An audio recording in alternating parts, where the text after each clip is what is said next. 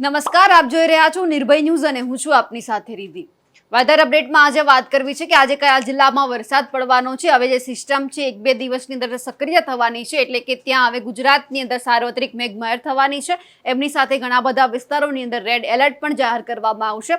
આ દરમિયાન આજે આપણે એ પણ સમજવું છે કે આપણે છેલ્લા ઘણા દિવસ દરમિયાન એ જોયું હતું કે જુલાઈ મહિનો ચાલી રહ્યો હોય તો તેમના પાછળના પખવાડિયામાં જ વરસાદ આવે છે. ઓગસ્ટમાં પણ અત્યારે એ જ સિસ્ટમ છે કે પાછળના જે પખવાડિયું એટલે કે સાતમ આઠમનો તહેવાર છે, જન્માષ્ટમીનો તહેવાર છે, એ દિવસ દરમિયાન જ ભારેથી અતિ ભારે વરસાદ ગુજરાતમાં પડવાનો છે. એટલે આપણે એ જોવાનું છે કે આ સિસ્ટમ કઈ રીતે બની રહી છે. કે હંમેશા આપણે વરસાદ જોયો છે કે 11 જૂને ચોમાસું બેઠું અને પછી સૌથી છેલ્લે એટલે કે પખવાડિયામાં જ વરસાદ, પાછળનું જે પખવાડિયું ચાલતું હોય તેમાં જ વરસાદ આવતો હોય છે. આજે એ પણ સમજી લઈએ અને એમની સાથે આજે કયા જિલ્લામાં વરસાદ પડી રહ્યો છે, આજે વરસાદ આગામી દિવસોમાં કેવો પડવાનો છે અને એમની સાથે હવામાન વિભાગ પણ કેવી આગાહી કરી રહ્યું છે તે પણ આપણે સમજી લઈએ. પહેલા આપણે ગુજરાતની સિસ્ટમ જોઈ લે કે ગુજરાતની આજુબાજુ આપણને કોઈ જ સિસ્ટમ દેખાઈ રહી છે કે નહીં, કારણ કે ગુજરાતની સ્થિતિ અત્યારે આપણને સાવ નોર્મલ દેખાઈ રહી છે. વરસાદ દેખાય છે. મધ્ય ગુજરાતના જે અમુક વિસ્તાર છે ને દક્ષિણના જે અમુક વિસ્તાર છે એટલે કે દક્ષિણના સુરત આજુબાજુના વિસ્તારમાં વરસાદ દેખાય છે. મધ્ય ગુજરાતની અંદર પણ આપણને હળવોથી મધ્યમ વરસાદ દેખાય છે, કારણ કે હવામાન વિભાગે આજે હળવા વરસાદની આગાહી કરવી છે, હળવાથી મધ્યમ વરસાદની આગાહી કરી છે અને એમની સાથે ઘણા બધા વિસ્તારોમાં છૂટોછવાયો વિસ્તાર જે વરસાદ છે તેમની પણ આગાહી કરવામાં આવી છે. કચ્છની અંદર આપણને કોઈ જ વરસાદ અત્યારે નથી દેખાતો. સૌરાષ્ટ્રના બધા વિસ્તારો કોરા છે, વરસાદ હશે, પરંતુ અમુક જ વિસ્તાર એવા હશે કે જ્યાં માત્ર છૂટોછવાયો વરસાદ વરસી રહ્યો હશે. ઉત્તરના જે વિસ્તાર છે તે પણ અત્યારે આપણને કોરા દેખાઈ રહ્યા છે, એટલે કે ત્યાં પણ કોઈ જ વરસાદ આપણને નથી દેખાતો. અને મહારાષ્ટ્રમાં આપણને સ્થિતિ અત્યારે નોર્મલ દેખાઈ રહી છે. મધ્યપ્રદેશમાં સ્થિતિ નોર્મલ છે. મહારાષ્ટ્રની જે અત્યારે અહીંયા આપણને દક્ષિણ ગુજરાતથી લઈને ઉત્તર કેરળ સુધી જે ઓફશોર ટ્રફ સિસ્ટમ દેખાઈ રહી હતી તે પણ અત્યારે સાવ નિષ્ક્રિય બની છે. એટલે કે દક્ષિણના ભાગમાં પણ અત્યારે ભારેથી અતિ ભારે કે અત્યંત ભારે વરસાદ નથી વરસી રહ્યો. આખા ગુજરાતમાં વરસાદની સ્થિતિ અત્યારે સાવ નોર્મલ છે. દિવસ દરમિયાનની વાત કરી લઈએ. આખા દિવસ દરમિયાન અત્યારે વરસાદી માહોલ કેવો રહેવાનો છે.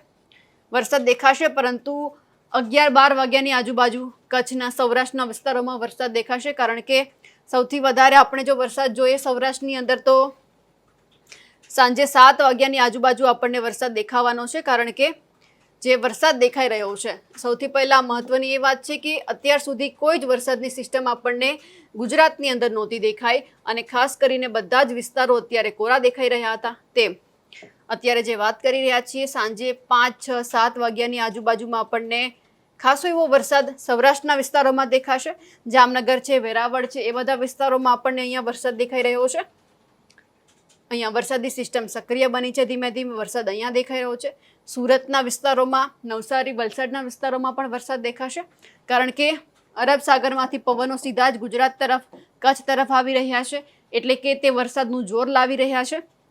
અરબ સાગરની અંદર સિસ્ટમ સક્રિય થાય છે. બંગાળની ખાડીમાં પણ સિસ્ટમ સક્રિય થાય છે. 1-2 દિવસની અંદર આ સિસ્ટમ હવે એકદમ સક્રિય થઈ જશે, જેના થકી ગુજરાતની અંદર નવા વરસાદના રાઉન્ડની શરૂઆત થશે અને અત્યંત ભારે વરસાદ પડવાની શક્યતા વ્યક્ત કરવામાં આવી છે. એ મુજબ વિસ્તારોમાં દક્ષિણ છે, મધ્ય છે, ઉત્તર છે, આ બધા જ વિસ્તારોની અંદર વરસાદ આવવાનો છે. હવે જોઈ લઈએ કે આજના દિવસે કયા એવા જિલ્લા છે કે જ્યાં ભારે વરસાદની આગાહી કરવામાં આવી છે અને એમની સાથે કયા એવા વિસ્તાર છે કે જ્યાં હળવોથી મધ્યમ વરસાદની આગાહી કરવામાં આવી છે. કચ્છની અંદર ગાજવીજ સાથે હળવા વરસાદની સંભાવના વ્યક્ત કરવામાં આવી છે. એમની સાથે સૌરાષ્ટ્રની પણ વાત કરી લઈએ. પહેલા કચ્છમાં આપણને ગાજવીજ સાથે વરસાદ છે, પરંતુ હળવો વરસાદ છે. અમુક સ્થળોએ ગાજવીજ સાથે હળવાથી મધ્યમ વરસાદની આગાહી કરવામાં આવી છે. એમાં છે મોરબી, સુરેન્દ્રનગર, બોટાદ, રાજકોટ, જામનગર, દેવભૂમિ દ્વારકા, પોરબંદર, જુનાગઢ, ગીર સોમનાથ, અમરેલી, જામનગર, ઉત્તરમાં બનાસકાંઠા, પાટણ, મહેસાણા, સાબરકાંઠા, ગાંધીનગર, અમદાવાદ, ખેડા, આણંદ, પંચમહાલ, દાહોદ, મહીસાગર અને અરવલ્લી. સૌરાષ્ટ્ર, ઉત્તર ગુજરાત અને મધ્ય ગુજરાતના અમુક જિલ્લાની અંદર હળવોથી મધ્યમ વરસાદ પડવાની હવામાન વિભાગની આગાહી છે. આ સાથે જ ગાજવીજ સાથે પણ હળવાથી મધ્યમ વરસાદની આગાહી કયા વિસ્તારમાં છે, એમાં પણ વડોદરા, છોટાઉદેપુર, નર્મદા, ભરૂચ, સુરત, તાપી, ડાંગ, નવસારી, વલસાડ, દમણ, દાદરા નગર હવેલી, આ બધા જ વિસ્તારોની અંદર આપણને વરસાદ દેખાશે, પરંતુ હળવોથી મધ્યમ વરસાદ દેખાશે.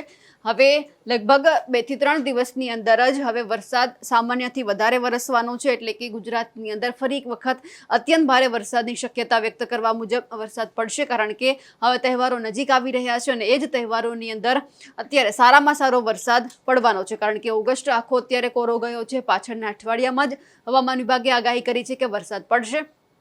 એમની સાથે વરાપની શું સિસ્ટમ છે, અને આપણે છેલ્લા જૂન, જુલાઈ, ઓગસ્ટમાં જોયું હતું કે વરસાદ પડી રહ્યો છે, પરંતુ છેલ્લા પખવાડિયામાં જ વરસાદ પડી રહ્યો છે. તો એમનું પણ શું કારણ છે એ પણ પહેલા આપણે જાણી લઈએ હવામાન નિષ્ણાંત પરેશ ગોસ્વામી પાસેથી. પણ પરેશભાઈ, એવું કેમ બને છે કે આપણે જે રીતે અત્યારથી પહેલેથી પેટર્ન જોઈ કે 11 જૂનથી જે રીતે ગુજરાતની અંદર વરસાદ આવ્યો, તો આપણે પાછળના જ અઠવાડિયાની અંદર વરસાદ જોયો હોય, આગળના દિવસોમાં કોઈ જ વરસાદ ન હોય. આપણે જુલાઈમાં પણ એવું જોયું કે પાછળના દિવસોમાં સૌથી વધારે વરસાદ હતો. હવે ઓગસ્ટમાં પણ એવું થવાનું છે. પણ એવું કેમ બને છે કે પાછળના ભાગમાં વરસાદ હોય, ક્યારેક વરાપ સીધી નીકળી જાય, ક્યારેક કટકે કટકે વરસાદ પડે છે?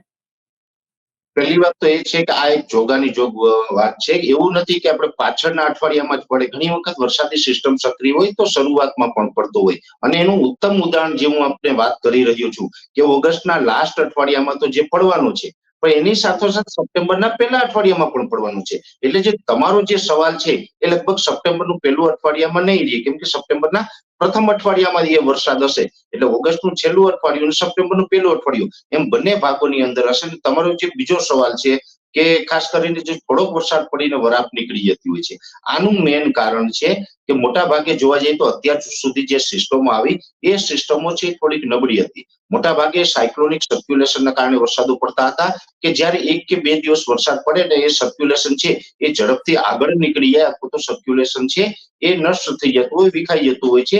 હવાઓ એના માટે અનુકૂળ ન હોય, હવાઓની દિશાઓ અને હવાઓની ગતિ છે એમાં ક્યાંક એને ખોટ રહી જતી હોય છે. 1-2 દિવસ વરસાદ પડીને રહી જતું હોય છે. પણ જ્યારે મજબૂત સિસ્ટમ હોય ત્યારે જે વરસાદો છે એ લાંબુ ચાલતા હોય છે. જેવી રીતે અત્યારે આ વેલમાર્ક લો પ્રેશર આવવાનું છે. વેલમાર્ક લો પ્રેશર જ્યારે પસાર થતું હોય છે ત્યારે લગભગ 1 અઠવાડિયા કરતા પણ વધારે સમય આપણા રાજ્યની અંદર વરસાદનો લાભ મળતો હોય છે. ખાસ કરીને જે આ વરસાદી સિસ્ટમો છે, જો વેલમાર્ક લો પ્રેશર છે નબળું બને તો નબળું પડે તો એમાંથી લો પ્રેશર બને. લો પ્રેશર નબળું પડે તો એક પ્રકારે સર્ક્યુલેશન બની જતું હોય છે, સાયક્લોનિક સર્ક્યુલેશન જેને આપણે કહેતા હોય છે. ને એ સાયક્લોનિક સર્ક્યુલેશન છે એને એન્ટી ક્લોક પણ કહેવામાં આવે છે. એન્ટી ક્લોક એટલે કે ઘડિયાળની ઉલટી દિશામાં એ હવાઓ ફરતી હોય છે, અને ઘડિયાળની ઉલટી દિશાઓમાં હવા ફરે તો જ એ વરસાદનો લાભ મળતો હોય છે. જો ઘડિયાળની દિશામાં ફરે એ જે સર્ક્યુલેશન હોય એને આપણે એન્ટી સાયક્લોનિક સર્ક્યુલેશન કહી શકીએ છીએ, કેમ કે એ સાયક્લોનની ઉલટી દિશામાં ફરતું હોય, ઘડિયાળની દિશામાં ફરતું હોય છે.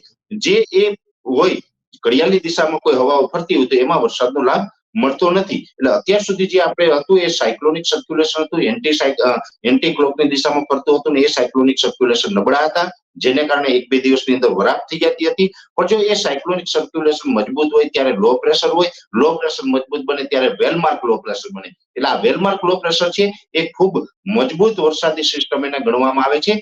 જો કે વેલમાર્ક લો પ્રેશરથી પણ ઘણી વખત સિસ્ટમમાં આગળ મજબૂત થઈને બનતી હોય છે, જેની અંદર વેલમાર્ક લો પ્રેશર બને તો ડિપ્રેશન પણ બને, ડિપ્રેશન મજબૂત બને તો એ ડીપ ડિપ્રેશનની કેટેગરી સુધી પણ જતું હોય છે. જો ડીપ ડિપ્રેશન મજબૂત બને તો એ સાયક્લોન સ્ટ્રોમ બનતું હોય છે. જો કે ઓગસ્ટ કે સપ્ટેમ્બરની 15 તારીખ સુધી કોઈ સાયક્લોન બને તેવી શક્યતાઓ મોટા ભાગે હોતી નથી. એનું મેઇન કારણ છે કે દરિયાઈ તાપમાન છે એ થોડુંક અત્યારે નીચું હોય છે.